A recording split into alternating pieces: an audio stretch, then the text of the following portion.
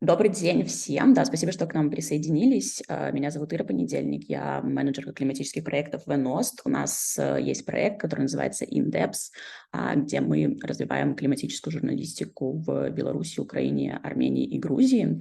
У нас сейчас проходит серия вебинаров совместно с сетью климатической, самой большой в нашем регионе, Climate Action Network. Поэтому, скорее всего, вы знаете о них. Вот. И у нас сейчас проходит несколько вебинаров по темам КОПа. Вот в этом году адаптация, кажется, будет в специфике и в адженде этого КОПа, вот, поэтому мы решили сейчас поговорить на тему взаимодействия и влияния изменения климата в нашем регионе на сельское хозяйство. Сегодня у нас будет 3 спикера.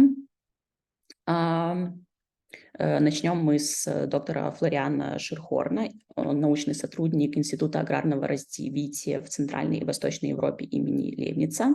Это Германия.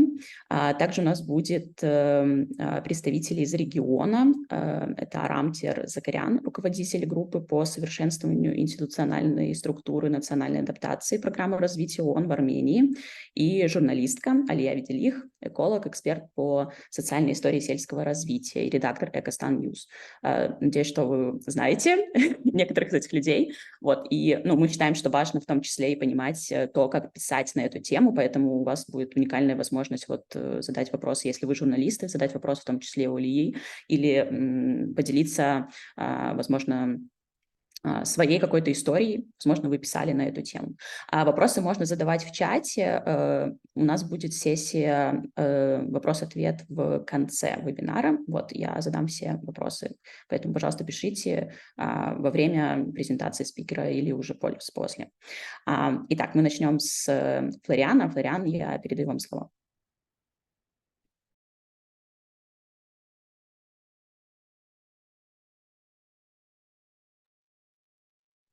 Yeah, thank you very much. Hello, my name is Florian Schierhorn. I'm a postdoc researcher at IAMO. This is the Institute for Agricultural Development in Transition Economies. And yeah, we're working on, in our group, which is the Land Systems Group, we are working on land use change, but yeah, our focus is also climate change research. And yeah, I was asked to give you some insights, some introduction into climate science, into trends of climate, warming trends globally, but also in the region in Eastern Europe, Caucasus, and Central Asia, where we focus our research. And then to focus on some impacts of climate and climate change on agriculture.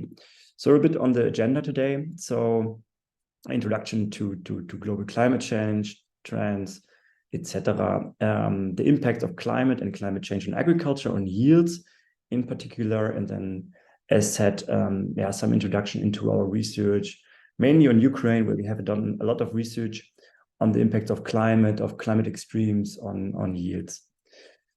Okay, so we have so the first slide that visualizes climate trends or so historic warming. So globally, approximately a 1 degree warming from 1990 to 2005.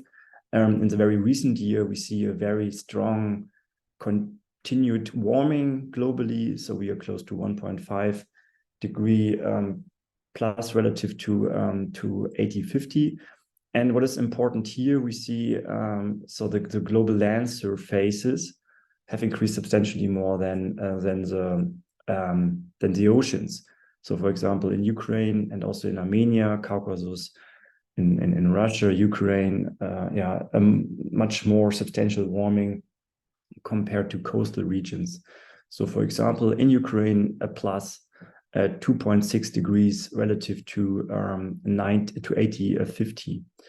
And what is also important, so in the future, so we see the future warming here.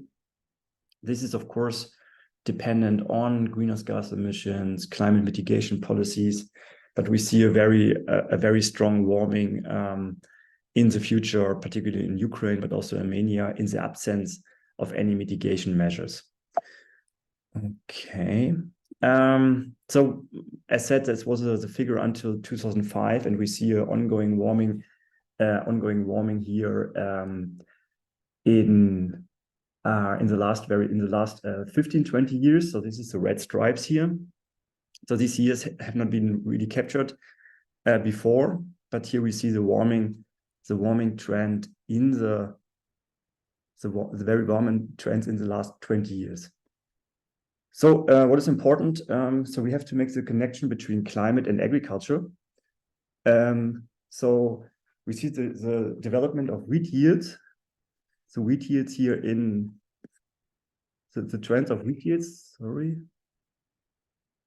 Okay.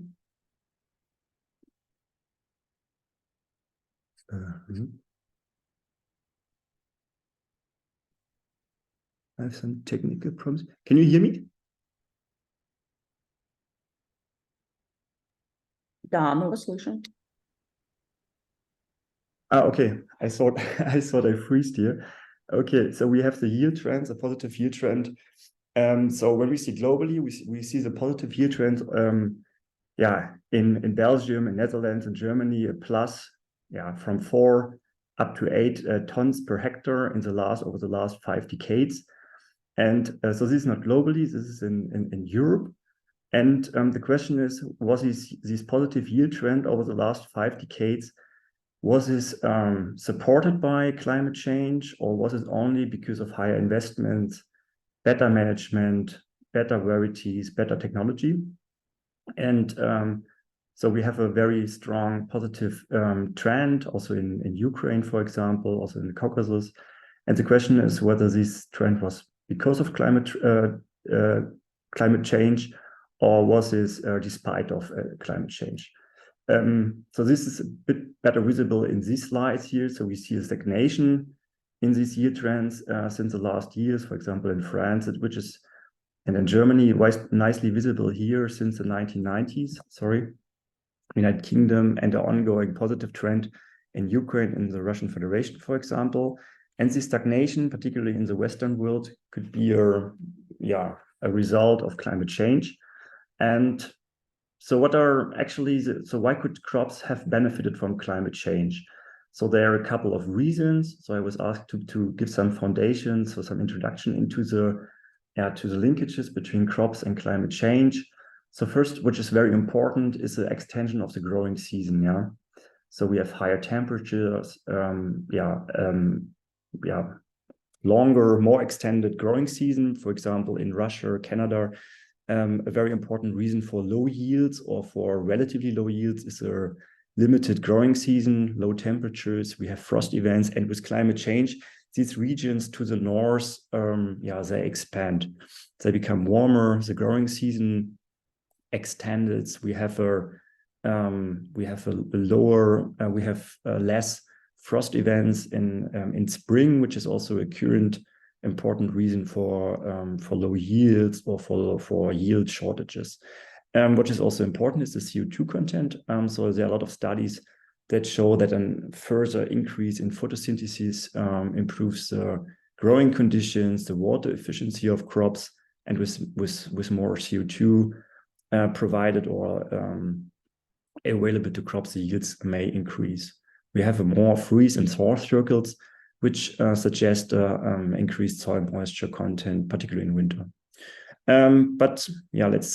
Let's look at how crops might negatively be affected by climate and climate change. This is more and more bread baskets are negatively affected, and this is mainly because of heat events. So I will show you in the next slide. So the temperature relation in crops and of the impact of temperature on crops, but in general with more heat and with more heat stress and droughts, there's potential negative impact on yields. But also with temperatures, we have more pathogens due to the higher humidity, but also to the higher temperatures, a stronger wheat growth with warmer temperatures, and the overwintering of pests. So actually the winter temperatures are important actually for most of the crops, and with higher temperatures over winter, pest may overwinter and limit growing and limit yields in the end. Here's some examples for the most important crops worldwide. So most crops are affected by high temperatures, by heat stress, by very high temperatures. This is a bit dependent by the crops, but also by different growing periods. So, for example, wheat can cope with very high temperatures after antithesis. So we have the development phase and the reproductive phase.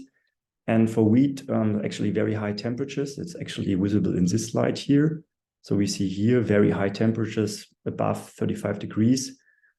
May become critical, but below 35 degrees are still optimal or suboptimal temperatures. But very high temperatures, particularly during the antithesis, this is the flowering phase or before the flowering phase, may be very harmful to crops.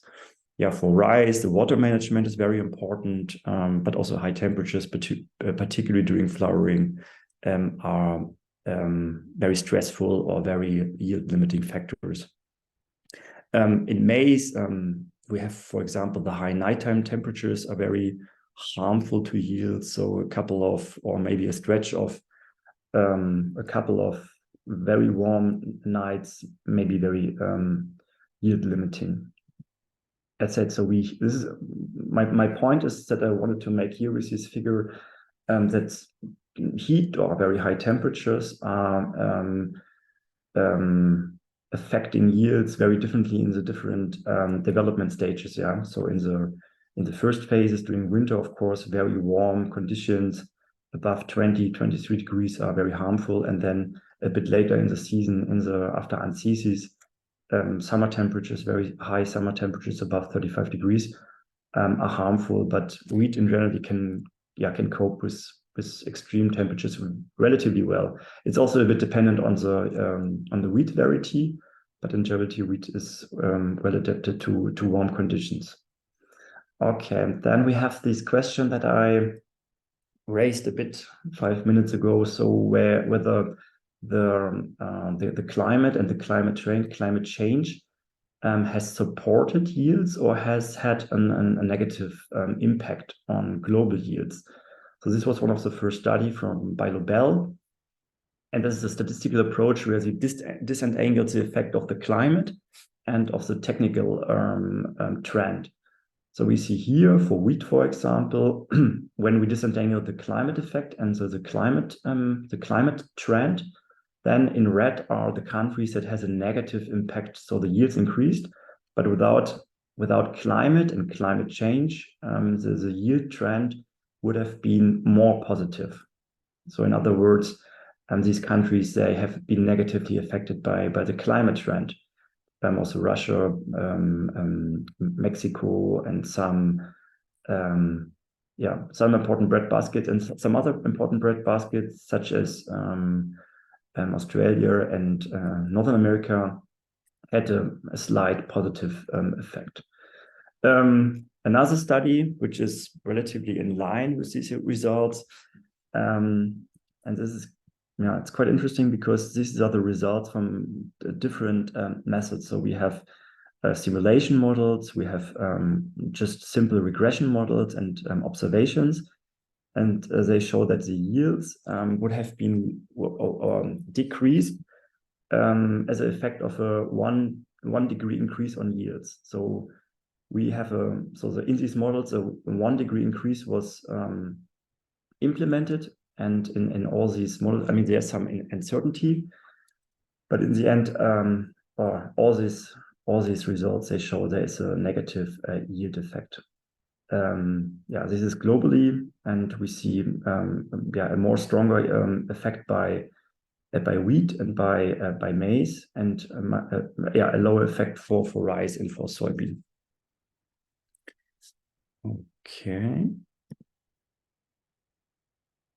So this is a yield effect. So in the future, so these are simulations. So this is a +3 degree effect. We see negative impact in the southern world, and there are some regions, particularly in the northern in the northern part, where we see a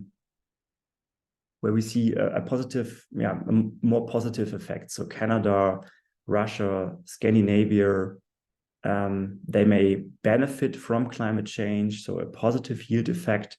And southern countries such as Brazil, also Australia, they will up to minus 50% with a 3+ degree. So I showed this slide, this figure, because currently under current climate policies, the world is on the way to a 3+ degrees warming, and that may be the yield effect in the absence of any mitigation and adaptation strategies. Okay, talking about adaptation, this is important. This is also a global product here. So we see the impact, the yield impact for maize, rice, soybean, and wheat.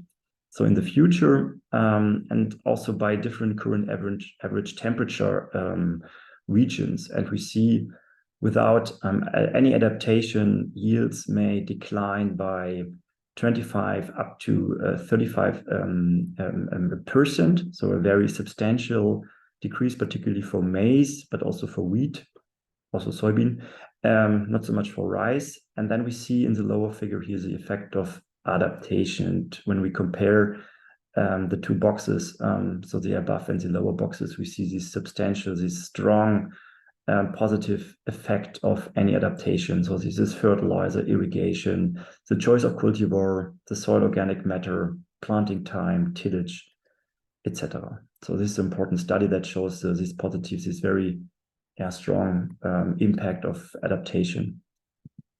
Okay, so the next part I have to check. Okay, so the next slide is on the impact of climate and weather yields. So we have in Ukraine have conducted a lot of research. Why Ukraine or why Eastern Europe? This is a very fertile region. So we have fertile soils, we have the Chernozem soils, and then also Ukraine and the region, Russian Federation, Kazakhstan, and Ukraine also are very important players in the global grain market. So very important producers and exporters. So we see here the area of harvested wheat in 2019, and we see Ukraine is under the top 10, or this is the top 15, maybe 12 countries, and more than 8 million hectares are just used for wheat production, and a very high share of this wheat is actually exported.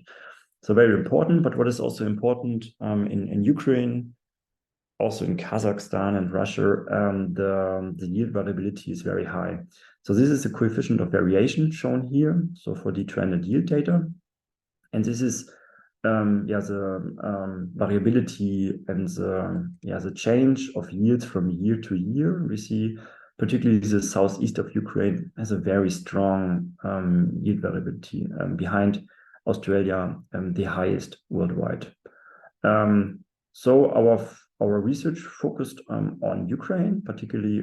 So we have two regions, the northwest and the southeast. And our question was in this study, the impact of weather extremes on these yield variability. So what explains the change in the year-to-year change in yields? So we used stationary data. So we have very precise daily climate data from Ukrainian climate stations from 1985 to 2018. Two regions, and we see here on the left side the development of extreme heat, for example, and so that shows this is a positive trend in extreme heat days. And our question was, what were the most important factors on this yield variability? So we used a machine learning approach. So random forest combines many decisions to trees. And our goal was to associate these climate and weather variables with yield. So we have weather variables, but also climate extreme and climate means, such as average temperature and precipitation. And climate extremes are heat, extreme precipitation, extreme frost. So we estimated models with climate variables, and that were aggregated for the entire growing season. And then we had also intra-seasonal models where we accounted for specific development stages. So one first important result was the variable importance. So we could detect in this random forest model which are the most important factors on this yield variability. It's quite a lot of information to break it down. The climate means, such as minimum and maximum temperature, precipitation, were a bit more important than the weather variables. So highlighted here in these purple boxes here, so it's visualized by the colors.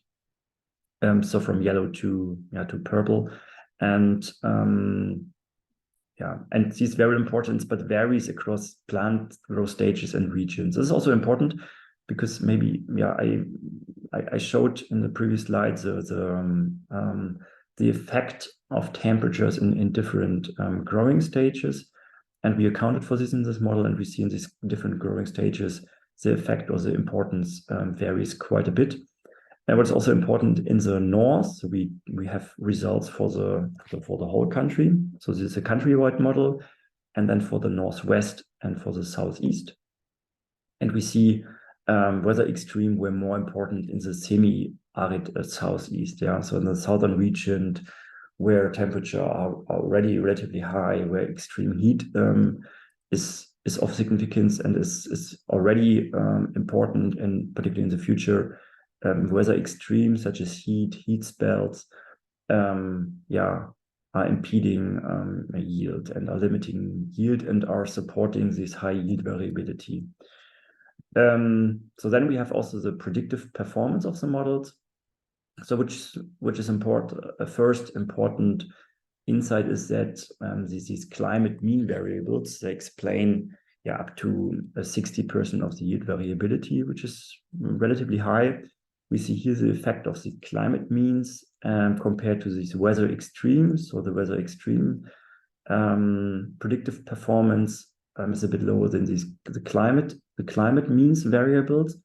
But if we have the models only with weather extremes, such heat and excessive precipitation, also about 40% of the yield variability it can be explained by these weather extreme variables.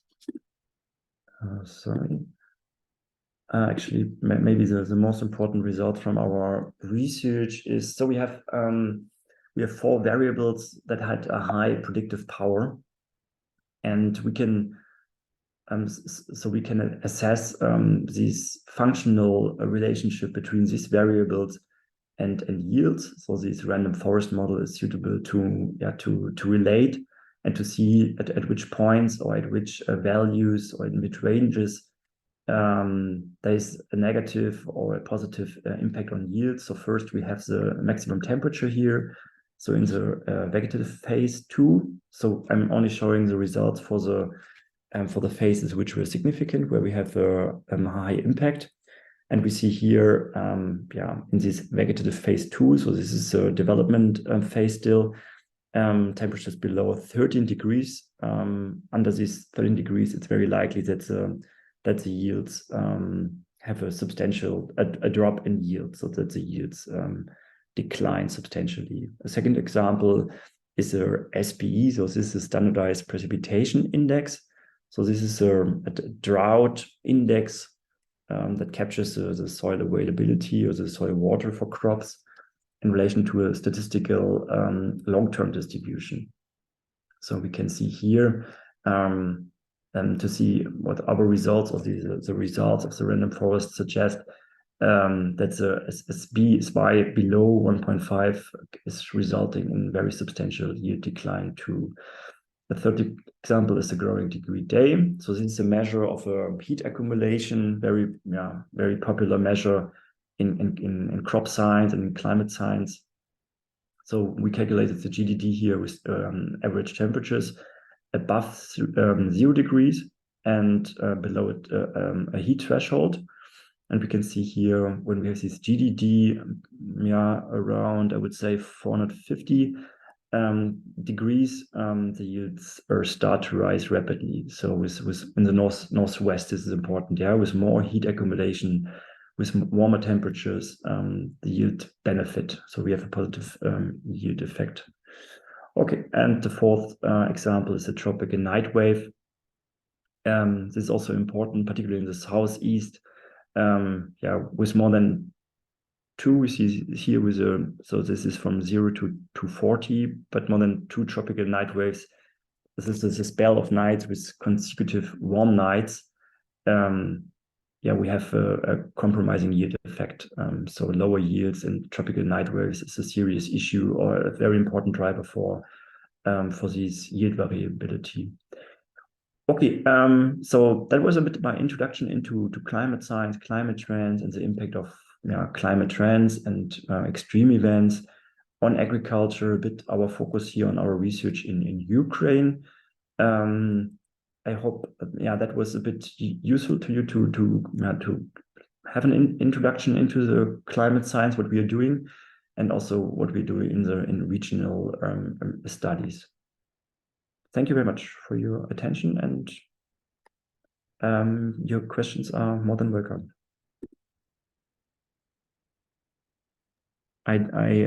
Спасибо большое, Флориан. Да, было очень интересно. Мне кажется, что могут быть уточняющие вопросы, потому что очень много было нового материала.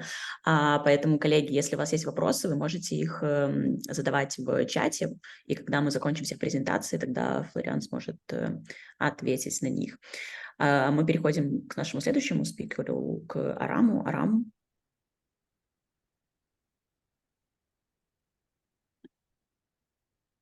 Hi, can you hear me? Да.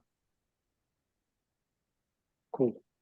So, I would like, first of all, to thank you for inviting me to this event, to make the presentation, and would also like to thank the Florian for this very nice and comprehensive presentation, talking about the causes of climate change and their impact. So my presentation is about how we cope with climate change in Armenia, particularly how we adapt to climate change impacts.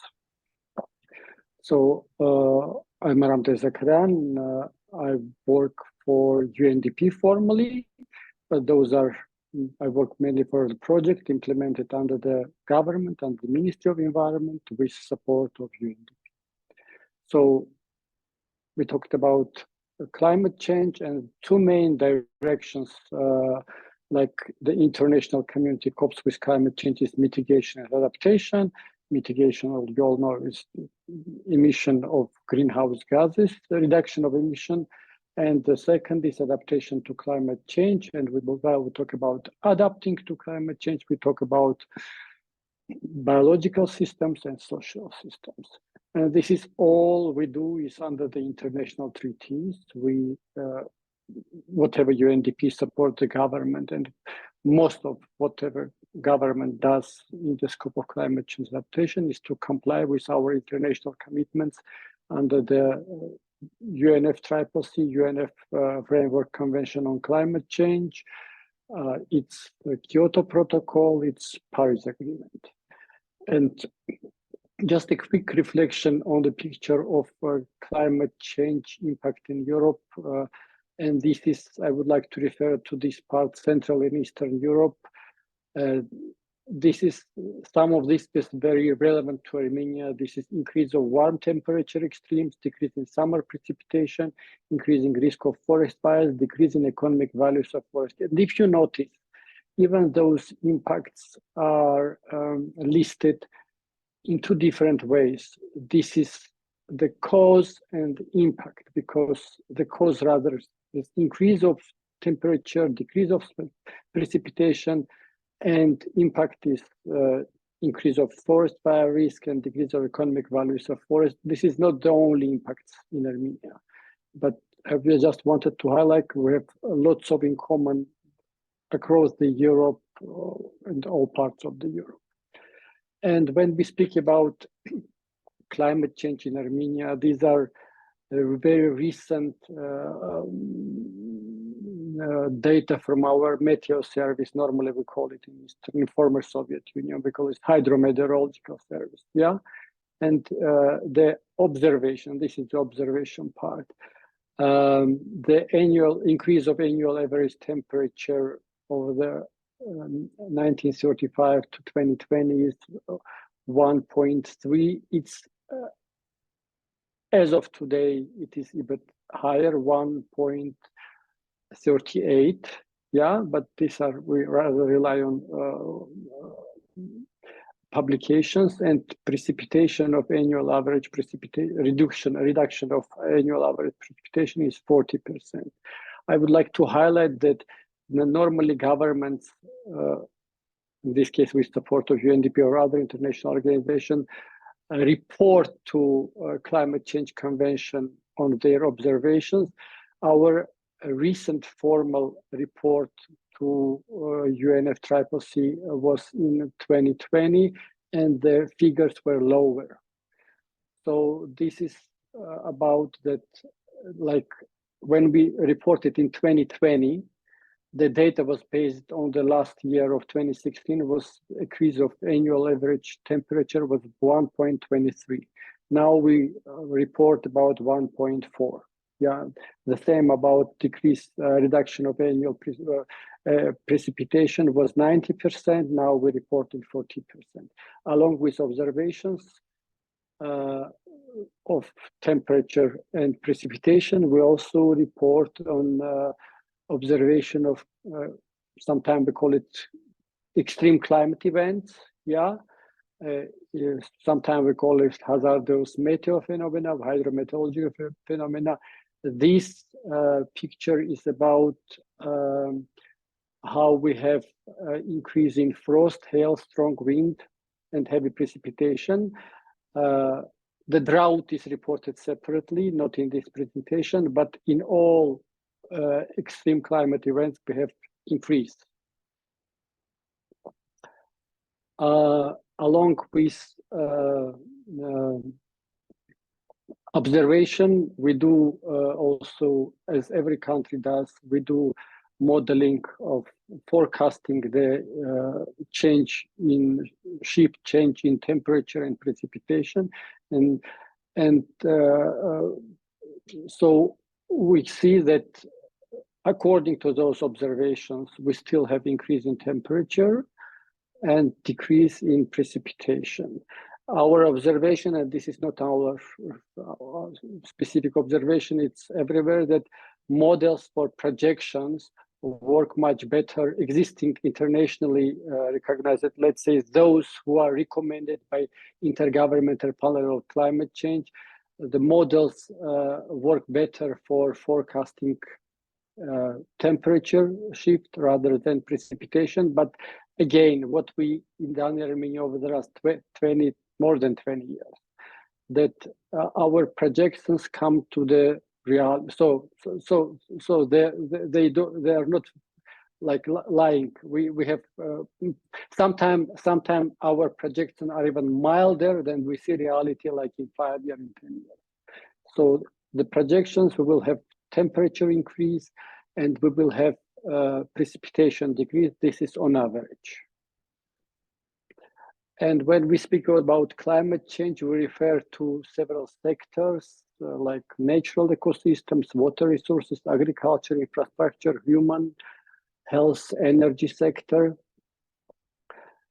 I would like also to talk a bit how we started working on adaptation to climate change. This is under the international funding, and Global Environment Facility many years ago initiated like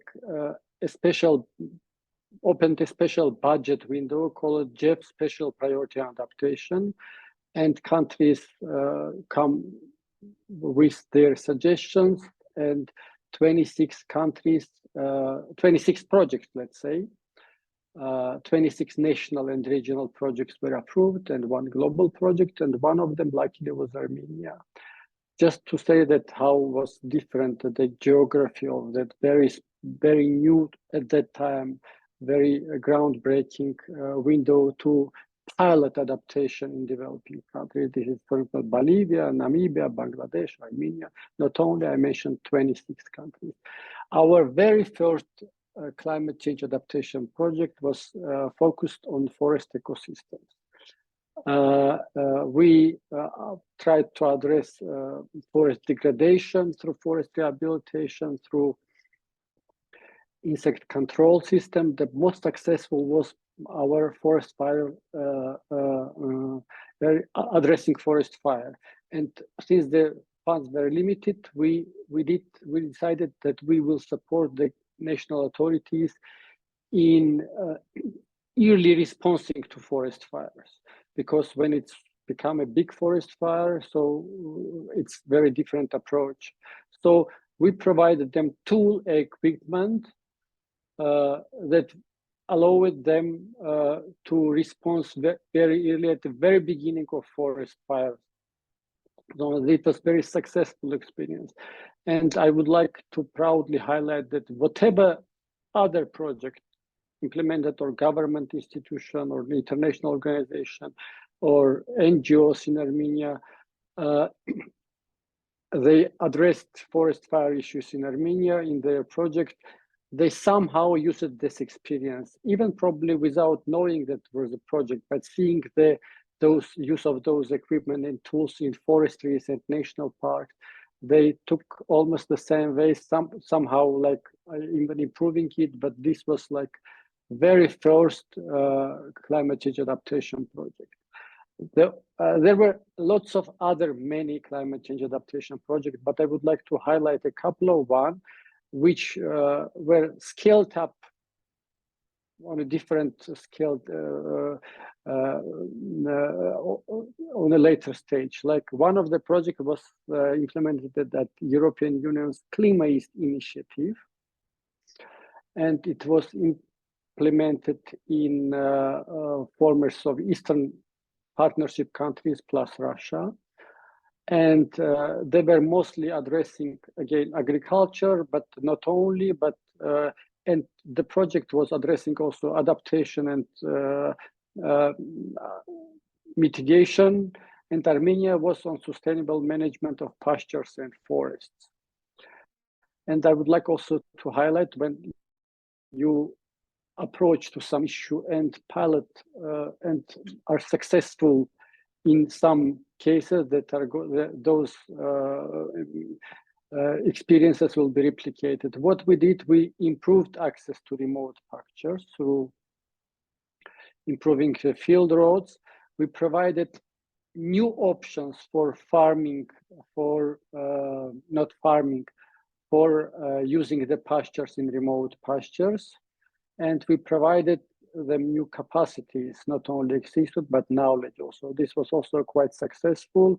And those, normally they call it electric phases, but it might be called differently, but this experience was also quite successful. So,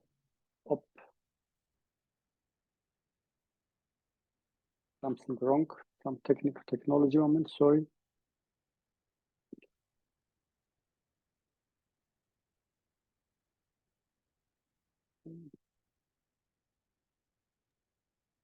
Okay, I have some problem.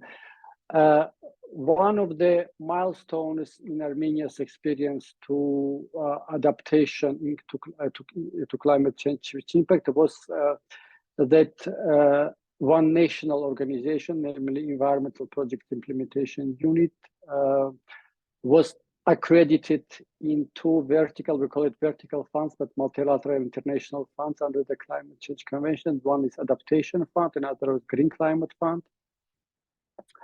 And this was very important because those projects were implemented without support of international organizations. No, normally funds from those international organizations come to developing countries through channels.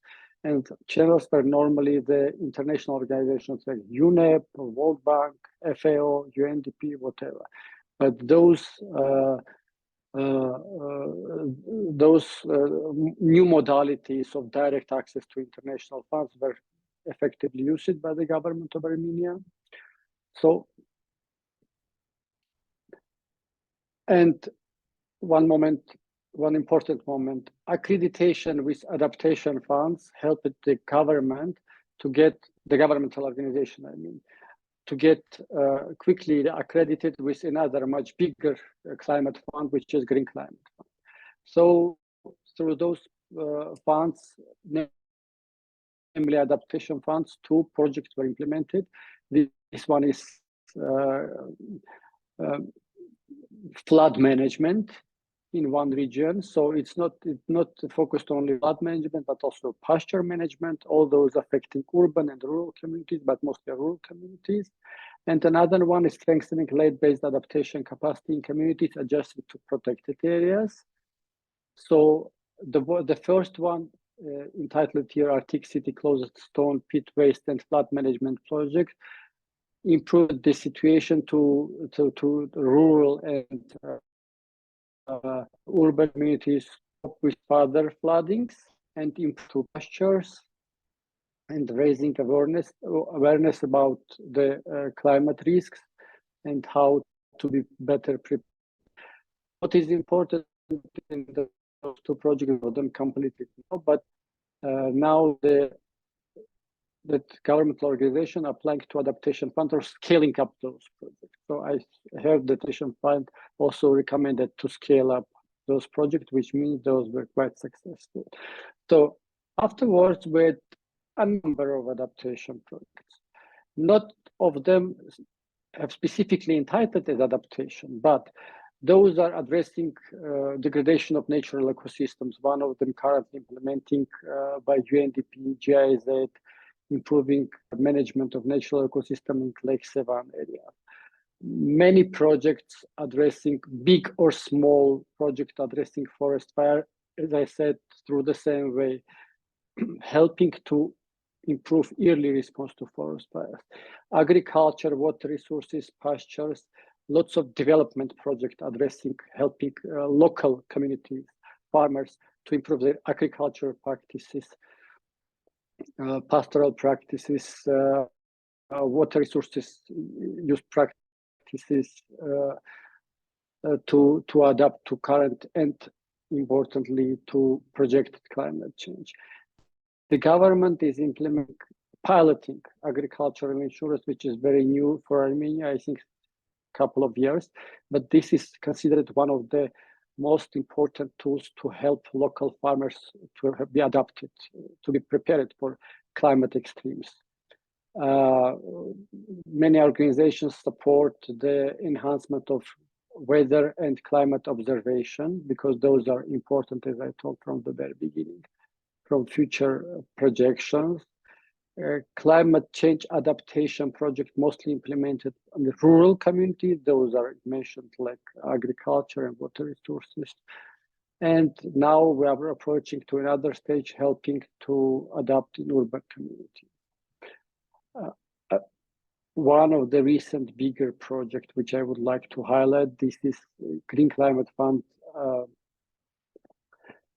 funded project on helping Armenia. This was actually not only Armenia, but specifically Armenia in fostering the national adaptation plan process. And the project addressed national mandate, climate evidence, national adaptation plan implementation, its reporting, monitoring. So this is also one of the commitments under the Climate Change Convention at Paris Agreement. So important milestone. First ever national adaptation plan was developed and approved by the government of Armenia, developed with support of that UNDP implemented and the GCF funded project. Adaptation should address various sectors, but we need to limit at the first stage our focus on water resources, agricultural, health, energy, tourism, and settlements, and of course, water resources and agriculture are the most vulnerable sectors under the climate change, under changing climate conditions. for water, agriculture, health and energy, tourism sector, climate change adaptation plans were developed. And I would proudly say that some of them are now under the implementation under the different modalities. For example, water sector adaptation plan, as I said, addressing one of the most vulnerable sector, water resources management, was approved separately. Adaptation plan and for agriculture and health sector was integrated into sectoral strategies, and the same we expect for energy and tourism. Under the settlements component, the Yerevan capital city adaptation plan was developed. We expect it's not to be approved separately, but to be part of the SECAP, that mitigation adaptation plan under the Covenant of Mayor European Initiative. And the project implemented lots of capacity building and awareness raising initiative in schools, in universities, in academia, in public service, whatever. So the idea of national adaptation plan process under the Paris Agreement is all the sectors have to further have their adaptation plans. So if I'm not mistaken, currently the Asian Development Bank supporting the Armenia is to develop adaptation plan for sector, for transport sector. When we come to urban communities, it is very different from rural communities.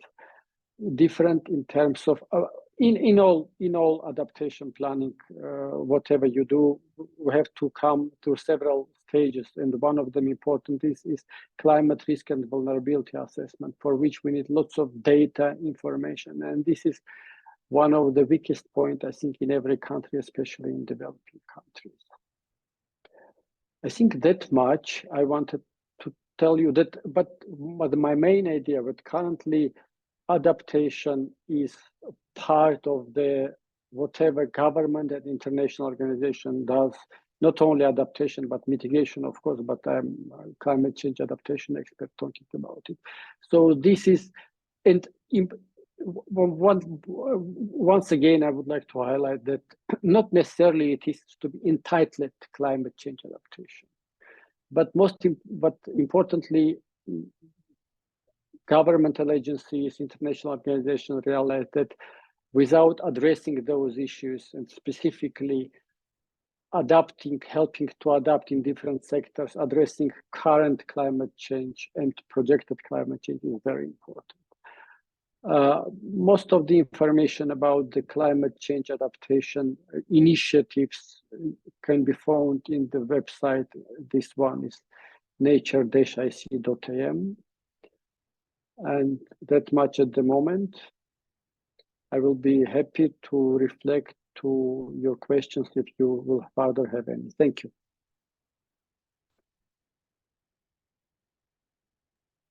Спасибо большое, Арам, да, за такое представление. Очень интересный опыт, да, с получением вот денег из фондов. Мне кажется, что это тоже очень интересно для всех наших стран. Очень интересная, да, информация. Спасибо огромное. И мы завершаем с Алией. Алия, я передаю тебе слово. Мне кажется, что хороший момент, вот как донести информацию, которую мы сегодня, например, получили до аудитории. Мне кажется, интересно услышать от тебя. Спасибо большое, Ирина. Меня сейчас слышно? Мне куда-то переключаться на другие каналы нужно? Да, все хорошо, все работает. Хорошо, да? Коллеги, приветствую всех, особенно если есть среди слушателей журналисты. Большой горячий привет вам. Я пишу на тему изменения климата, в том числе влияние на сельское хозяйство. И я не собираюсь учить тому, как об этом писать, просто хочу поделиться опытом и послушать ваши идеи, особенно от наших сегодняшних экспертов, потому что в качестве кейс-стади я тоже взяла пшеницу нашу казахстанскую и влияние изменения климата на зернопроизводящий сектор.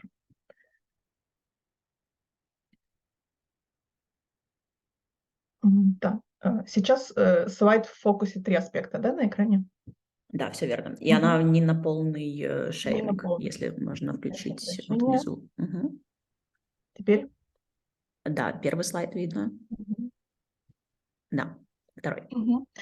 Когда я пишу про влияние изменения климата вообще про вот эту связку изменения климата и сельское хозяйство, то это либо про влияние изменения климата на сельское хозяйство, либо про влияние сельского хозяйства на изменение климата, что для меня, допустим, более интересный топик. И необходимость адаптации сельского хозяйства. Об этом чаще заходит речь, когда наше правительство выносит на обсуждение общественности какие-то новые проекты программ, связанные с сельским хозяйством, сельскими сообществами, сельскими территориями. И там обычно очень сильно провисает адаптация. И вот здорово коллега из Армении рассказал, что в Армении уже 2 года как есть национальный план адаптации, в Казахстане его нет. Он есть как часть нашего АНУФа, определяемый на национальном уровне вклад по сокращению, и в этот АНУФ засунули раздел по адаптации, но пока как отдельного документа нет, и 5 стран Центральной Азии сейчас работают над региональным планом адаптации всего региона, который, кажется, при поддержке GIZ будет презентован на КОПе в Дубае. Частое заблуждение, когда речь заходит про адаптацию сельского хозяйства, часто журналисты, читатели думают, что еще и идет речь об адаптации сельских сообществ, и что от мер по адаптации в сельском хозяйстве получат бенефиты и сельские сообщества. Допустим, по ситуации в Казахстане это не так. Сельские сообщества не на 100% вовлечены в сельское хозяйство. В Казахстане это максимум 50% сельского населения, которые как-то вовлечены в сельскохозяйственное производство, поэтому это необходимо принимать во внимание, по крайней мере, я это четко указываю в своих материалах. В продвижении материалов про влияние изменения климата на сельское хозяйство мешают несколько таких клише восприятий читателям, восприятия населения, отдельно темы сельского хозяйства и отдельно темы изменения климата. Допустим, сельскохозяйственная продукция, особенно животноводческая, часто воспринимается как местная, экологичная, священная, то есть влияние на изменение климата как бы исключается. До сих пор в Казахстане сельское хозяйство не рассматривается как фактор экологической деградации, и общественных обсуждений на эту тему пока что не ведется, эта тема никак не поднимается в СМИ.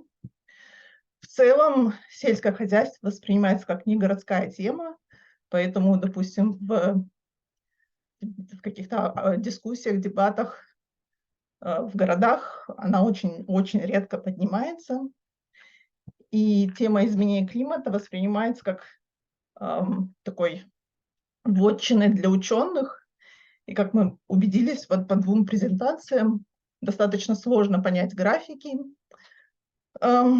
Допустим, вот Флориан показывал по тому графики, как при изменении, при потеплении на 1 градус, как меняется урожайность пшеницы. И очень сложно из этих графиков понять без дополнительного объяснения от эксперта действительно, насколько, то есть меняется, насколько тонн на гектар может сократиться урожайность.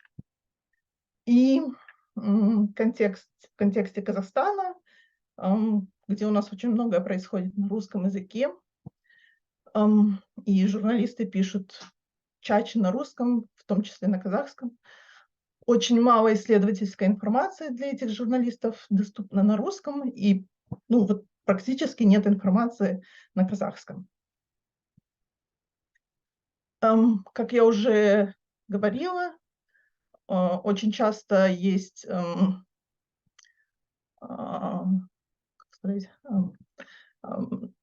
путаница между пониманием и смешиваются 2 понятия. адаптация сельского хозяйства и адаптация сельских сообществ. И есть такое ожидание, что через адаптацию сельского хозяйства к изменению климата выиграют и сельские сообщества. Но это зачастую не так. И если мы посмотрим, допустим, сейчас программу развития агропромышленного комплекса Казахстана, то выгоды для сельских сообществ, которые в основном вовлечены в овощеводство, в животноводство мелкое, там сильно не предполагаются. Это те источники информации, которые я зачастую использую. Национальная статистика. В Казахстане очень хорошо работает агентство по статистике. Естественно, без интерпретации можно там найти очень много данных погодовых, поквартальных. И, конечно, в случае работы с этими данными нужно обращаться к экспертам за разъяснением этих данных. Можно работать с базами данных международных организаций. В них в основном все на английском, поэтому это как раз то ограничение для наших журналистов, которые пишут в основном на русском и на казахском. Очень хороший информационный источник – это национальные сообщения, которые страны посылают в секретариат рамочной конвенции по изменению климата. Казахстан тоже отчитывается, причем отчитывается как развитая страна, поэтому там можно найти информацию вот прямо по всем разделам, в том числе по мерам и политикам в секторе сельского хозяйства, и вообще по всем разделам, которые содержат национальное сообщение, можно там вычленить информацию, касающуюся сельского хозяйства. Если, допустим, нам непосредственно интересно зернопроизводство, то про зернопроизводство. Если вообще что-то страна в этом отношении делала. Потом, как я уже упоминала, АНУФ можно использовать как источник, и лично я к нему часто обращаюсь. Это оцениваемый, определяемый на национальном уровне вклад в сокращение. В этом году, в июле, Казахстан обновил свой АНУФ. В общем, все те же цифры, что и были. И к АНУФу в Казахстане разработана дорожная карта, которая предполагает в том числе 7 секторальных мер для сельского хозяйства. Она, к сожалению, не была принята, не была опубликована официально, но как источник информации она может служить, потому что там работала очень большая группа экспертов, поддерживаемая и представляющих, может быть, Всемирный банк и Азиатский банк развития. Национальный региональный план адаптации, вот как коллега из Армении упомянул национальный план адаптации Армении, допустим, может служить источником информации для журналистов из Армении. В Казахстане пока такого плана нет. Будет вот региональный план, возможно, там будет какая-то информация, которую могут журналисты использовать для интерпретации тех или иных данных или для контекста той истории, над которой работаешь. Отчеты международных организаций, все больше отчетов становится доступно на русском языке. Для наших журналистов это хорошо, потому что если не на казахском, то хотя бы на русском иметь доступ к информации. Потому что когда информация доступна на английском, с ней журналистам очень сложно работать, потому что это, естественно, занимает больше времени.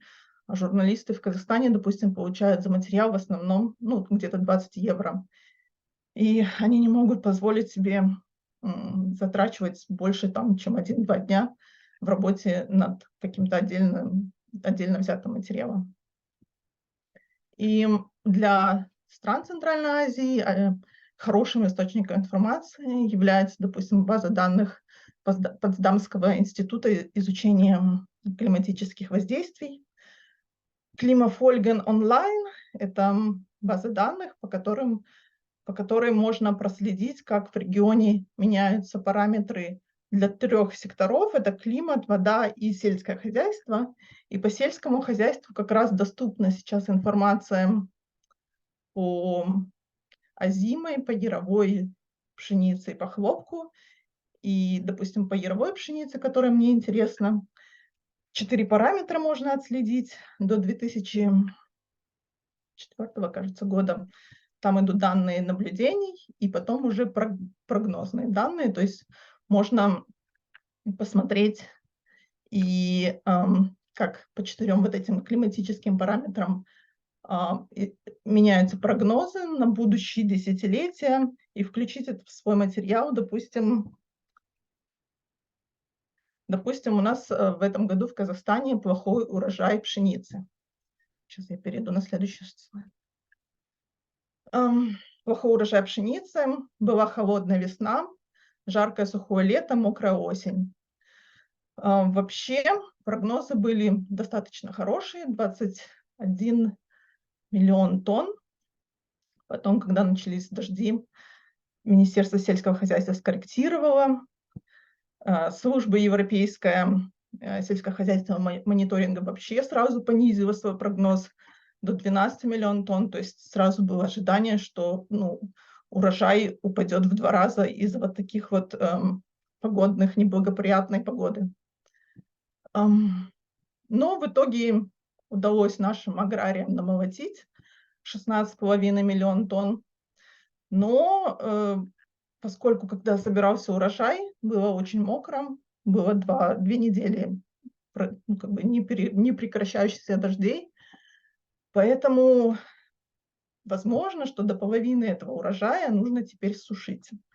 И, допустим, один независимый эксперт сказал, что до 50% того зерна, которое собрали, оно проросшее и не соответствует качеству зерна на продажу. То есть такое случилось с нашей пшеницей в этом году, и во всех сообщениях, которые об этом были в СМИ, нигде не упоминалось изменение климата. Между тем, еще в 8-м национальном сообщении, это было конец прошлого года, национальное сообщение в рамочную конвенцию ООН по изменению климата от Казахстана был представлен такой прогноз по модели ФАО, сделанный для Казахстана, для казахстанской пшеницы, что к 2030 году в связи с климатическими изменениями урожайность у нас может сократиться до 87% в Актюбинской области. Ну ладно, возьмем. Актюбинская у нас не самая многопроизводящая. Ну вот Костанайска, допустим, до 63%. То есть об этом сказано в национальном отчете, в национальном сообщении.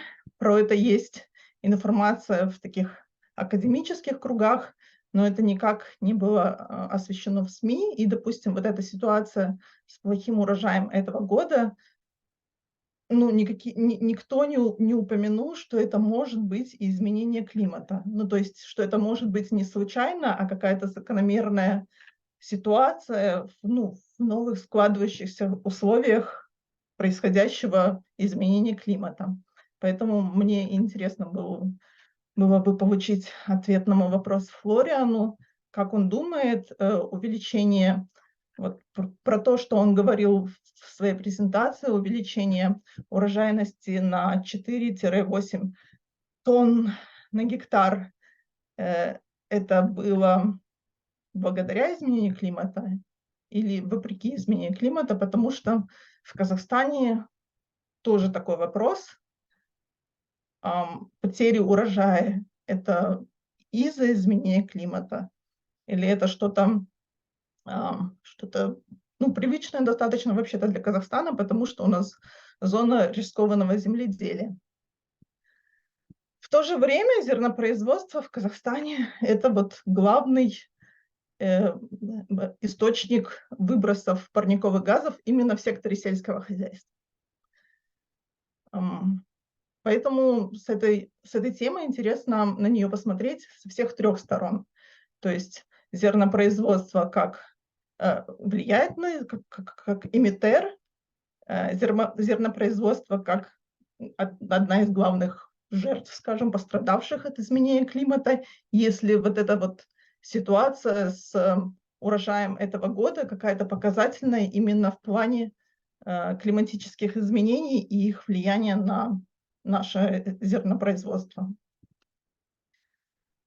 И в плане адаптации тоже зернопроизводственный сектор очень интересный. Поэтому, вот, допустим, работая сейчас над новым материалом, мне интересно поставить ситуацию этого года в контекст, который, в общем-то, уже сформулирован в Казахстане со всеми имеющимися моделями по тому, как изменение климата может повлиять на зернопроизводство. То есть это информация по наблюдениям и по прогнозам от ФАО, от Потсдамского института, статистика по урожайности и потерям – это все надстатистика. И сейчас мы подождем ближе к концу года наше Министерство сельского хозяйства скажет, сколько в итоге зерна удалось сохранить. Обычно я провожу интервью с экспертами, в этом случае это может быть, опять же, Потсдамский институт, который очень охотно идет на контакты с журналистами, и у них есть специальная программа именно по Центральной Азии и отдельное исследование именно по казахстанской пшенице, и какие последствия могут быть для продовольственной безопасности. Что интересно, в концепции развития агропромышленного комплекса Казахстана до 2030 года планируется, наоборот, повышение урожайности пшеницы. То есть у нас здесь идет такое несостыковка, тогда, когда модели говорят, что урожайность будет падать из-за изменения климата, концепция планирует повышение урожайности в 2 раза. То есть я хочу проанализировать, насколько вообще концепция развития может опираться на модели, допустим, вот эту модель ФАО, и попросить прокомментировать местных экспертов вот эту вот ситуацию, когда климатологи прогнозируют одно, а лица, принимающие решения, не учитывают этих прогнозов и планируют в своих программах развития другое. Это то, что я упоминала. Портал Потсдамского института изучения климатических изменений. Можно по 4 параметрам отследить, допустим, по яровой пшенице казахстанской, вообще по региону, посмотреть, как меняются 4 показателя, именно важных для созревания и выращивания яровой пшеницы. И я планирую использовать эту информацию в своем материале. Этот портал не так давно был вообще презентован, и, насколько я знаю, журналисты из нашего региона пока с ним не работают. Но он доступен и на английском, и на русском, и на фарси, поэтому очень замечательный инструмент для всех, кто работает с этой тематикой, в том числе для журналистов. И я бы хотела попросить тех журналистов, которые уже работали с этой темой в своих странах, поделиться опытом, если есть такой опыт. И у экспертов, которые выступали до меня, может быть, есть какие-то идеи, как лучше осветить эту тему взаимосвязи изменений климата, зерноводства. И если, допустим, и как лучше всего поставить то, что сейчас происходит, допустим, если в Европе это повышение урожайности, а в Казахстане это сокращение урожайности, и как это все поставить в контекст климатических прогнозов. Спасибо большое за внимание. Надеюсь, у нас получится продуктивный диалог, если не сегодня, то в последующем. Спасибо. Спасибо большое, Алия, да, и спасибо за то, что ты подняла вот проблемы, вопросы, с которыми сталкиваются в том числе журналисты в регионе. Это очень ценная информация. Вот. И спасибо, что ты рассказываешь и пишешь на эту тему, потому что, снова же, немного есть материалов на тему про эту связку или вообще на тему изменения климата. Коллеги, если у вас есть вопросы, да, вы можете их задавать в чате. Мы давайте вернемся вот к вопросу, который, да, Алия задавала Флориану. Может быть, он может, да, прокомментировать. Вопрос на английском есть в чате, вот, но я говорю в русском этом канале, поэтому он прозвучит на русском. А вот, Флориан, вы упоминали, что за последние 50 лет в Европе урожайность пшеницы выросла на 4,8 тонны на гектар, как я понимаю. А потом упомянули что-то о стагнации. Вот не могли бы вы разъяснить, в чем заключалась эта стагнация? Это был первый вопрос. И второй вопрос, вот Алия уже во время своей презентации его задала. Растет ли урожайность пшеницы, несмотря на изменение климата или из-за изменения климата? Флориан, если вы можете ответить.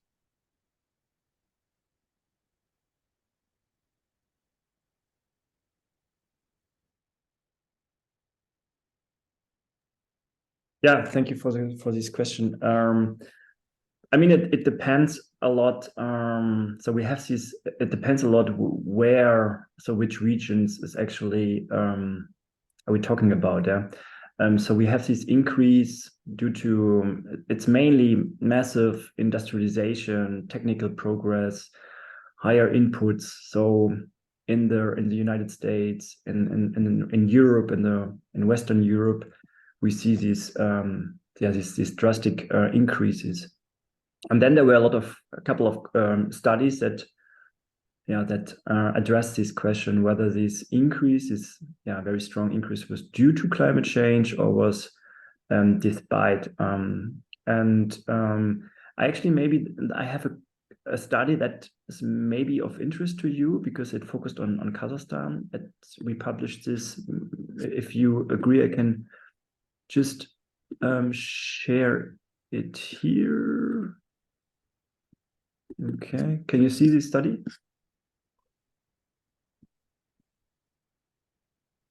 Yeah, we can see it. Okay, that was a study on Kazakhstan where we addressed this question whether this trends in wheat and barley yields was due to climate change or was it due to technical progress. Just very briefly, because it's focused on Kazakhstan, on the northern part of Kazakhstan, on Kostanay region, North Kazakhstan, Pavlodar, and Akmola. It's a one important global breadbasket region. So it's low yielding but high protein wheat, which is grown there. And just the most important result maybe is that some regions such as North Kazakhstan, Akmola, Pavlodar slightly benefited from climate change, a longer a warmer temperature, longer growing period, and less yield limiting frost events. But Kostanay in the western part with very extreme conditions, were negatively affected by these yield trends. I think if you're interested in this paper, I can of course share it to you. But I think in Kazakhstan, which is important, this is a monocultural sowing of mainly of wheat only. And I think in terms of climate change and the vulnerability to climate extreme conditions, to heat spells, etc., the growing conditions. So with very unsustainable harvesting and sowing practices, no short rotations. I think this is a very important driver that these crops are relatively sensitive to extreme weather conditions. So my point is, so with more sustainable crop rotations, with more crops in the that would be one important pillar or important approach to make harvest and yields more stable and crop production in general more sustainable in Kazakhstan. The second question, I think the second question was also concerning Kazakhstan agriculture. I think the climate conditions. Kazakhstan used to be in a climate extreme region, and of course, with climate change, extreme conditions are more often occurring. So from these already extreme conditions, the shift into a more warmer regime, of course, implies warmer temperatures, more extreme heat spells, and of course, more extreme conditions. And so in my view, adaptation is very challenging, because some regions, also the southern Ukraine, is very challenging to adapt to these conditions in the next 2 or 3 decades, because really the warming is really getting into force now, and it's an acceleration of heat extremes. It's very difficult. Of course, there are adaptation schemes, but maybe they can only limit the very extreme results, the outcomes of climate change. But there may be some regions where, for example, in Plavoda or in the southern part of Ukraine, where crop production, maybe not possible in 3 or 4 decades if the warming is on the path to 3 or even more degrees, because these heat spells and dry conditions is already extremely challenging, and particularly more challenging in the future.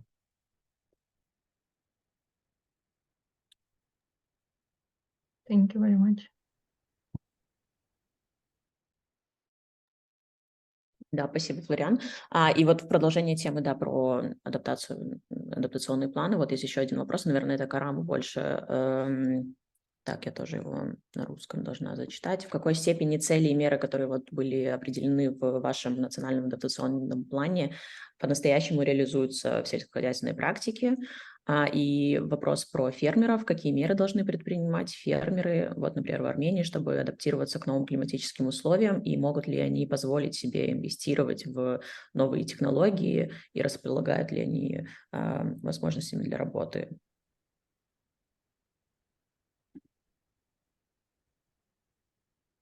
Okay.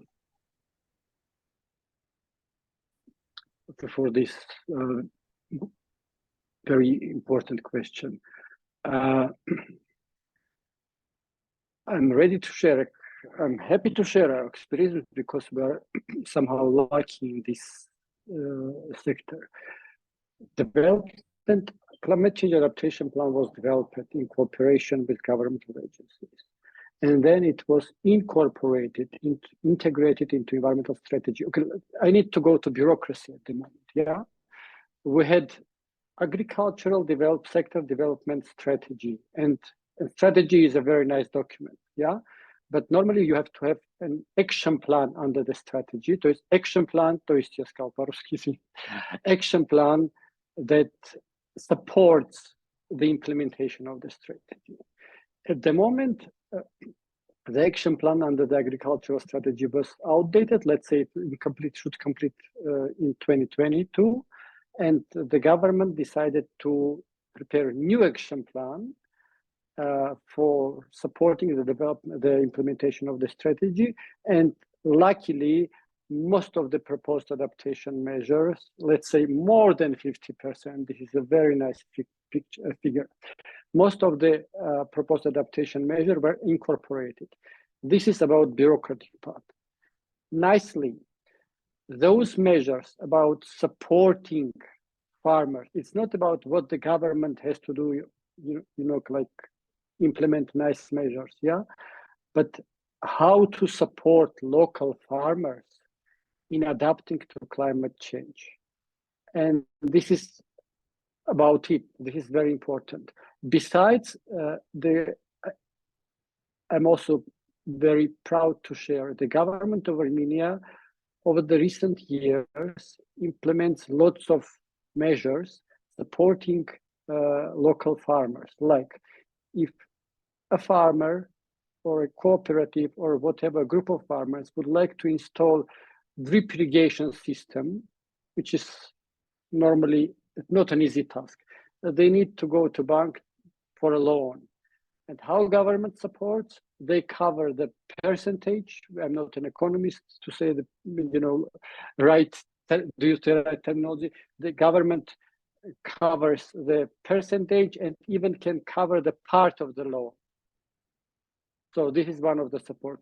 The same works for, I think they called it intensive orchards. I think a similar program, if I'm not mistaken, taken for anti-hail nets. So those adaptation measures, climate change adaptation measures to be implemented. And this is actually a question about how can afford. They have to have some courage, some initiative. But if they want to implement some adaptation measures, I know that many governmental programs exist to support. So the drip irrigation is one of specific examples. Another one is agricultural insurance. This is on the piloting stage, but piloting goes on, I think, 3 to 4 years. I remember the period when climate change and agriculture experts were talking about the need of agricultural insurance in Armenia, and like 15 years ago, the governmental officials saying it's not possible. But it seems it's now possible. It not seems it is possible now. Well, it limited by areas, it limited by crops, it limited by climate extreme events, but this is still going on, so it is possible. The problem is sometimes the governments probably need to be more proactive in communication. So the farmers heard about the climate agricultural insurance possibilities, but they are not used to apply for it.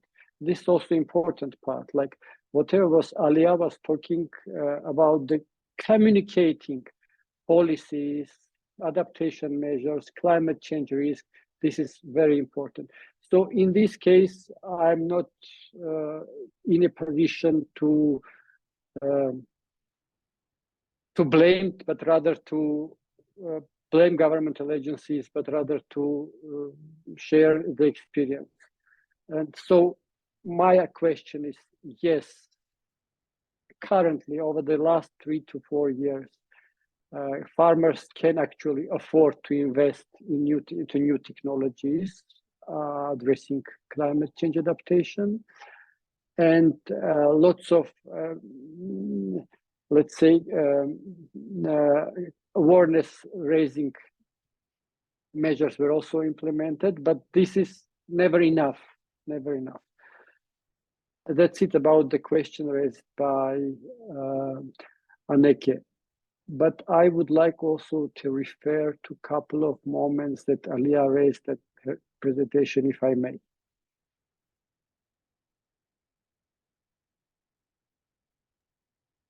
Can I? Да.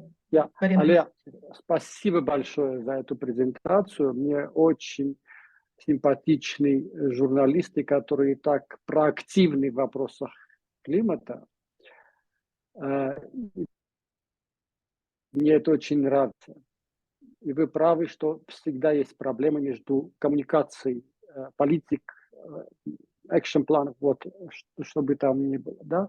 Это очень важно, и об этом надо писать. Но я хочу вернуться к вашей презентации, к слайду, который говорил о прогнозах со стороны ФАО, если не ошибаюсь, о правительственном плане.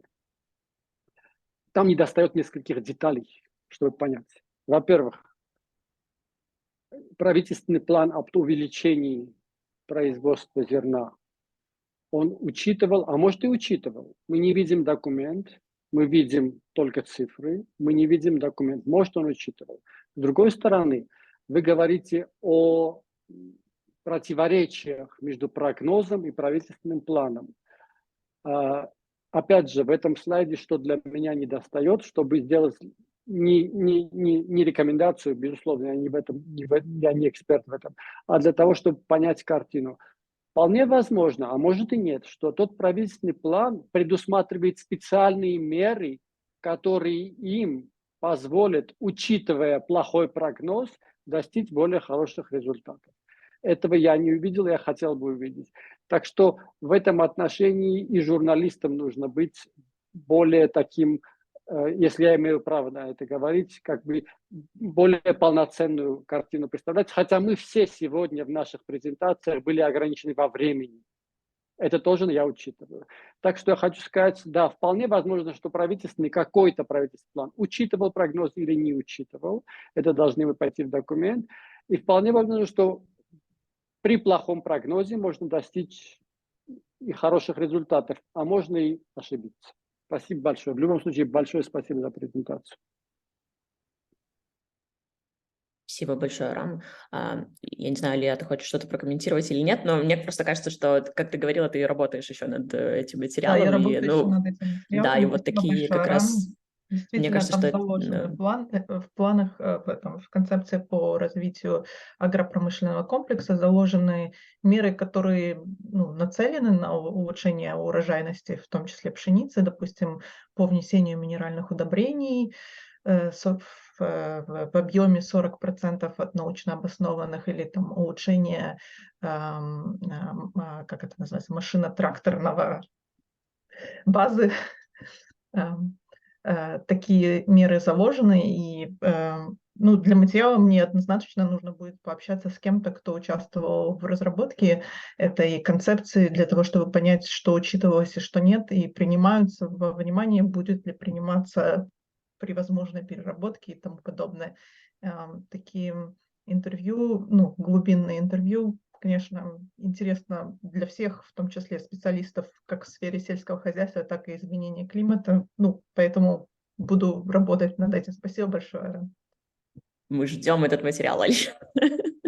Спасибо огромное. Наверное, мы будем заканчивать, потому что мы так отлично вышли из графика. Спасибо большое нашим экспертам, кто готовил презентации. Флориан, Арам, Aliya, большое спасибо, что к нам присоединились. Мы пошерим видео этого вебинара. Мне кажется, что для журналистов была кладезь информации, с которой можно дальше работать, в том числе расследовать, может быть, что-то. Поэтому спасибо огромное. Будем прощаться. Анонсировать тоже будем следующие наши вебинары, поэтому всем хорошего дня и хорошего дня. До свидания. Большое до свидания. Everybody have a nice day.